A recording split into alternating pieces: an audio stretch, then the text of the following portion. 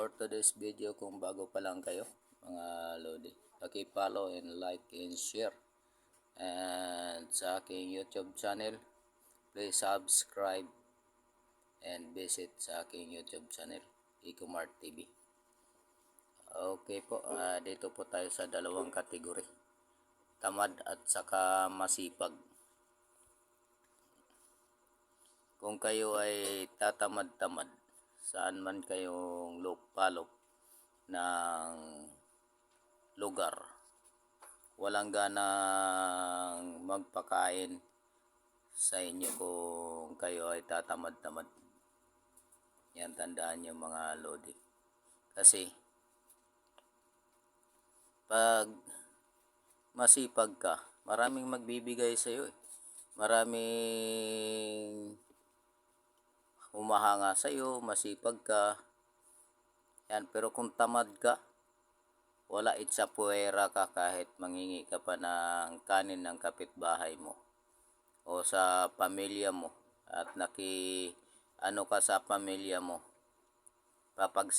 mapagsabihan ka rin na, hoy, kumilos ka, pulano, kasi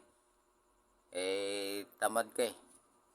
Advice sa aking mga lolo't lola noon, nung ako'y bata pa, kung saan man ako mapupunta, kailangan wag kang tatamad-tamad. Kailangan mo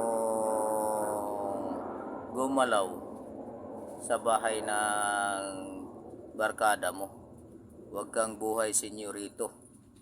Kasi pag buhay senyorito ka, wala kang aantay ka lang ng hugas kamay, tawagin kumain. Hoy, kulas, kumain na. Tong, kumain na.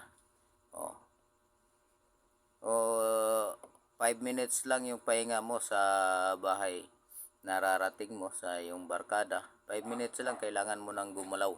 Huwag kang tatamad-tamad. Isipin mo yung kapakanan ng iyong sarili, na sila ay kasapi mo sa pamilya. Gumalaw ka. Kung ilang buwan ka nag-standby doon, dinala ka ng barkada mo, kailangan kang gumalaw. O wala kang pambili ng toothpaste, kung masipag ka, may magbibigay sa iyo ng dahil masipag ka. Ituturing ka nila ng pamilya kapag masipag ka. Pero tamad, wala. Sasabihin ng magulang nung sinamahan mo, ano bang klaseng tao yan? Napakaubod naman ng tamad. Mabasa lang yung kamay kapag kumakain. Yan, at hindi dapat talaga magtamad-tamad. Kailangan magsipag.